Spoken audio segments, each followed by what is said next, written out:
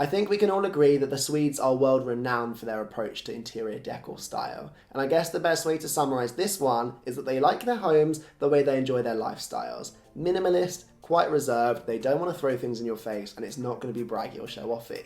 So against that backdrop, where you kind of think of this clean and pristine white or beige or black or grey room, it makes you wonder, are there many things that all Swedes have at home in their houses? Well, I'm here today in this very video to convince you that there are 5 things that you will find in almost every single Swedish house in the country. Whether you're up in Norrland or right down south in Skåne, you will always find these 5 things in a Swede's home. And before we get too deep into this one, I just want to make a direct plea to all of the keyboard warriors out there that are getting ready to get super butthurt about all of the things I'm about to say. Because as far as they're concerned, they've never had any of these things before and never planned to get them.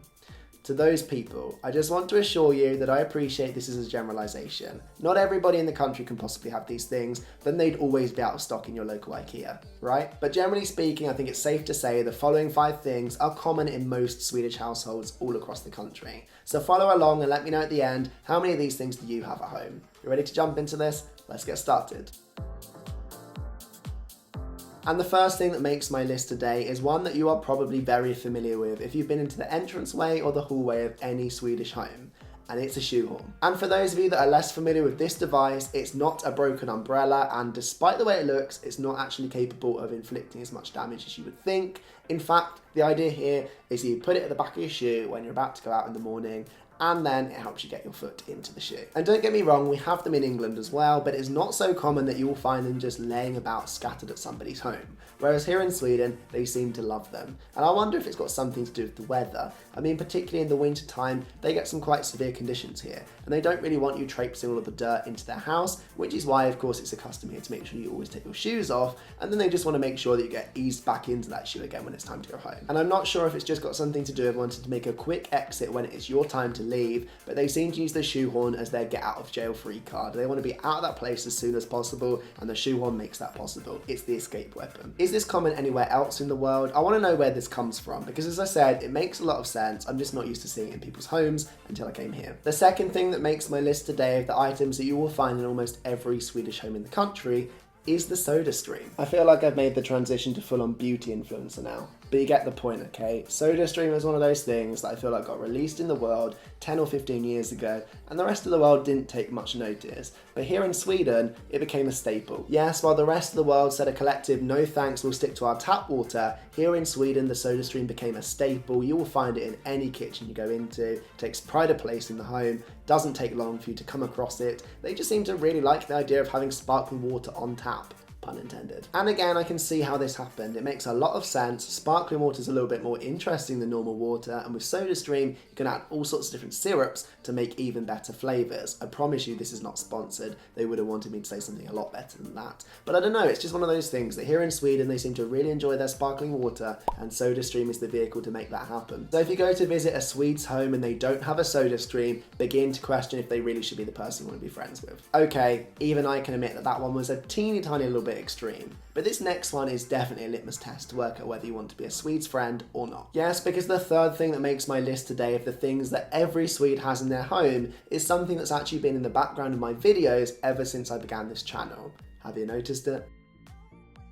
And despite the way that this example might look, it's not in fact an intergalactic lightsaber. This is indeed a candle, and candles is something that you're going to find as a staple in any Swede's home. Doesn't seem to matter where you are in the country. Though these ones are my props, so I do not want anyone to be burning these anytime soon. And I wonder if the obsession with candles here has got something to do with the fact that the winters can be very long, particularly the further north you live. If you live in somewhere like Umeå, by about 1 or 2 o'clock in the afternoon in the winter time, the sun completely disappears. So you need those candles to help lighten up your home and make you feel cozy even in those dark and cold days. And it's something that's trickled down throughout the country. It's really common, particularly at Christmas time, but even in the run up to it, to see every single house, wherever you are in town, if you walk along a road, look up at the windows, and every single house will have thousands of candles inside. And as I said, this one makes things cozy, so I can't fault them for this one either. All I'm saying is that all of the world loves candles, but here in Sweden, they have taken it up to the next level. So if you go to a Swede's house and they do not have any candles on display, you can bet your bottom dollar they're a faux pony. The fourth thing that is super common to find in a Swede's house when you come to visit them is board games. And don't get me wrong, we love board games too where I'm from back in the UK, but it's one of those things that you pull out on special family occasions, particularly around Christmas time. Whereas here in Sweden, any weekend is a good excuse to whip out the board games, invite some friends over and have a good time. And I have to say, I think it's really fun to see. It's a nice way to get people over and have a social time without it resulting in a Netflix session. It's a great way to make sure that everyone's being social and having fun. And I think it's also got something to do with the fact that here in Sweden, people tend to meet up in the home with their close friends, as opposed to, for example, where I'm from, or maybe in the Mediterranean coast where it's more common to go out and meet people out in public settings, go to a bar or restaurant or something. There you can't really do that same kind of social interaction and play games in the same way. So I guess by opening up the home, you need all sorts of new activities to keep people entertained while they're here. And one of the ways that Swedes have found to do that is board games. And I must admit, before arriving here in Sweden, I would have thought that my level of interest in board games was probably above average. I mean, I like playing them with my friends and family on the big occasions during the year, but I was completely wrong. When I arrived here in Sweden, I understood that board games is a whole different interest and hobby. There are shops where you can go and buy all sorts of designer board games, browse through the legacy collections, and people are all about it. They are eating it up. In fact, there's all sorts of strategy and adventure games here in Sweden that I've never heard of before, even though they're published in English. It's just not something that you would find at one of my friends' houses. And now that I'm here in Sweden, everyone's playing them and has been playing them for years. So I've got a lot of ground to catch up on, but I'm doing it. I'm trying to give it my best shot, and maybe one day I'll be on the Swedes level too. And with that in mind, if there's a particular board game that you think that I should be trying out, leave it down in the comment section below. The latest one that I've been getting into is Terraforming Mars. So if you've got something else like that you think would be well worth my time, you know what to do. Which brings me on to the fifth and final thing that I'm going to be talking about in this video today as a thing that is an absolute staple in a Swede's house. It's one of those things that I don't think the rest of the world appreciated until the pandemic began, whereas here in Sweden, it's been a staple for years. In fact, we always have this good in our fridge. Of course, apart from the one time that I want to make an example out of it for a video when there's none of it to be seen. Oh no! And what else could I possibly be talking about apart from for yeast? Here in Sweden, they love their yeast, whether it's fresh, whether it's dry, they are buying it and they're making all sorts of different breads, pastries, goods, they love it.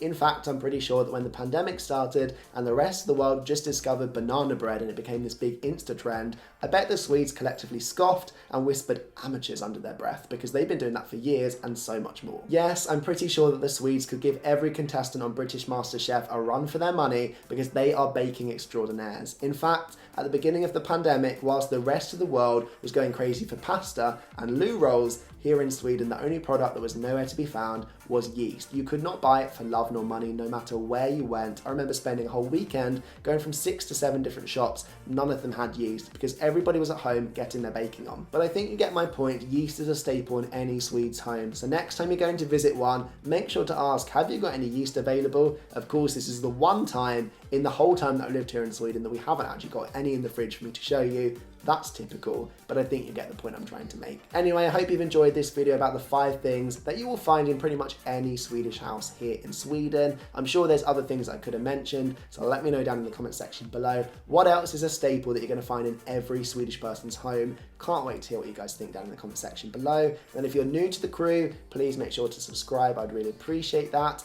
Like the video if you haven't liked it already, just to let me know that you enjoyed it and you want more content like this. I'm putting out new videos weekly at the minute and I think you guys are enjoying it, but if you want to steer the type of content I'm creating and you've got ideas of what you'd like to see, you can let me know that good stuff down in the comment section below as well. But that's all I've got time for today, so thank you so much for watching. I've really enjoyed having you along today. I hope you're having a great day, whatever you've got planned. And until we see each other next time, thanks for watching and goodbye.